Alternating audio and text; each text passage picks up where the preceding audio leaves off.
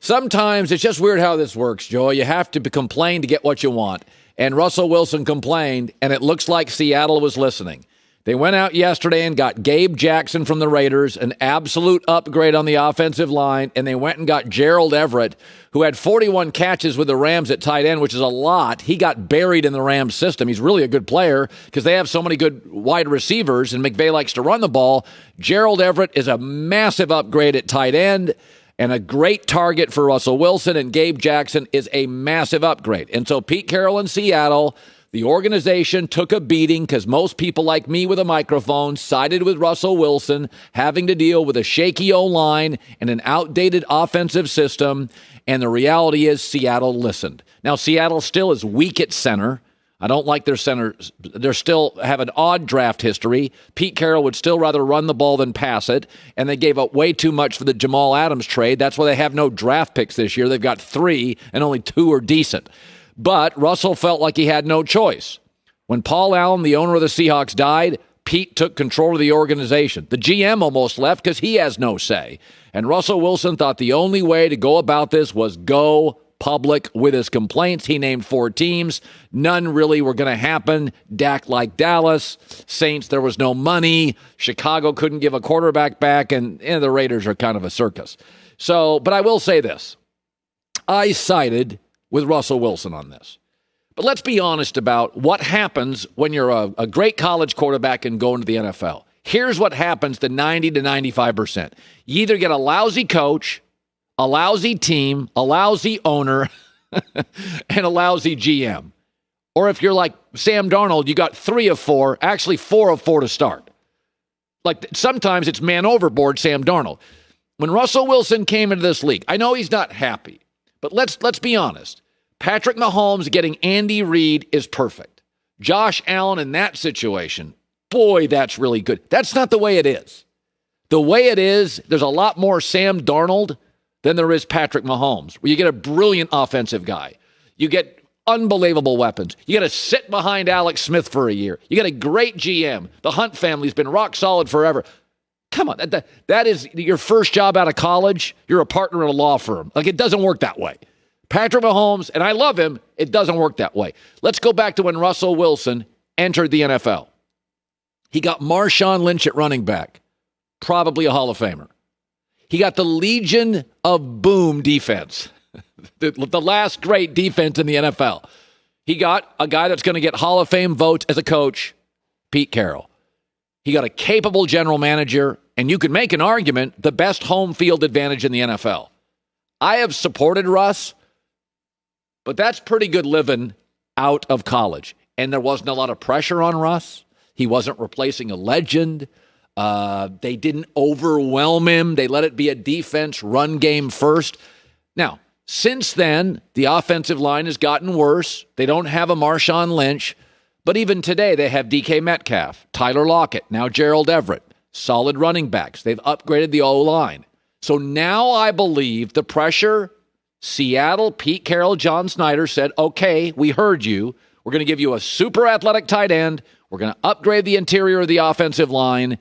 Seattle probably uses their draft picks on defense. They need a corner or 2.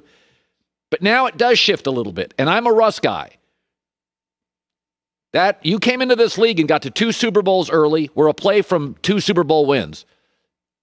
They listened, they upgraded, and now it's on Russell.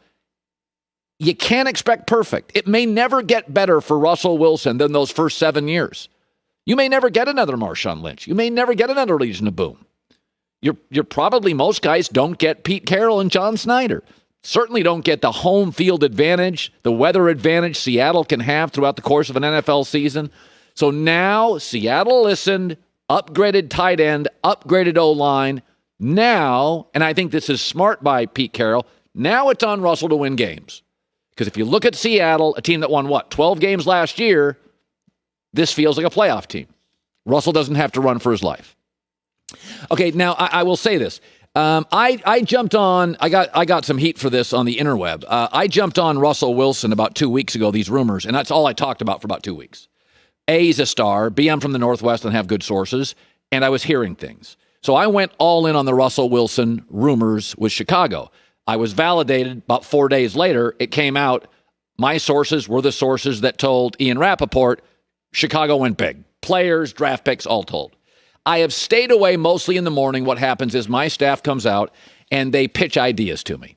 And they've been pitching this Deshaun Watson trade stuff for about a week. And I've said, my people say it's nonsense. I don't buy any of it. That changes today. So 3 things are happening right now. Number one, John McClain, a very powerful, well-connected 30-year columnist in Houston, announced today he expects Deshaun Watson to be traded. He is highly connected. Number 2 is Jeff Howe, very connected on the Patriots, says New England told Cam Newton, no promises, we don't get another quarterback. The Patriots have $35 to $40 million in cap space. That could afford Deshaun Watson. So now Jeff Howe, connected with the Patriots, says keep your eye on this. Number 3, if you look at Cam Newton's contract, it is very much super incentive-based. It's like the Tyrod Taylor contract.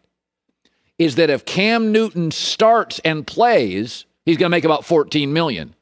If he backs up and plays infrequently, he'll make $5 million. Meaning that contract is 32nd in cap space. That contract protects New England if they go out and land someone else, a star college quarterback or Deshaun Watson. Add this story. We all know this. Houston has said we're not taking calls, but Nick Casario got his big career break from Bill Belichick. He now runs Houston. He would take Belichick's call. So this feels like something. 2 very well-connected people saying, one saying Deshaun Watson's going to get moved. One saying the Cam contract is incentive-based. New England believes they've still got to get better at quarterback. This is the first time. Listen, when Wentz went to the Colts, we talked about that a week before it happened. Why? There were personal connections. Wentz, Frank Reich. There were things that made sense. You're starting to hear things from people, connections that make sense. So, and by the way, Cam in New England, I said it earlier this week, it feels 9-7 and 10-6. It does not feel like a Super Bowl team. Remember when Belichick went out and got Cam? He had played Cam twice, and Cam gave him fits. The last 2 times, Belichick and his defense. Now, Belichick unravels all these young quarterbacks. We know that. Darnold, Josh Allen. I think he's won like 27 to 28 games against like Tua and Darnold and Josh Allen, all these young quarterbacks. The last 2 times, Belichick has faced Deshaun Watson. Deshaun Watson's the only quarterback without a giveaway against the Patriots over the last 2 years. 300 passing yards a game, 5 passing touchdowns, a rushing touchdown, no picks, 2-0 against Belichick, and a 74% completion percentage. So Belichick can't stop him. Belichick struggled with Cam. He went and got him. Belichick struggled with Deshaun Watson. Stories coming out. Houston columnist. He's going to get traded. Patriot beat writer. So this has something. This has a little bit of a feel to it. So keep your eyes out for it. Hi, everybody. Thanks for watching. Subscribe here to get the latest from the show. Also, be sure to check out more of the best clips from The Herd or go watch a few segments from other shows on FS1.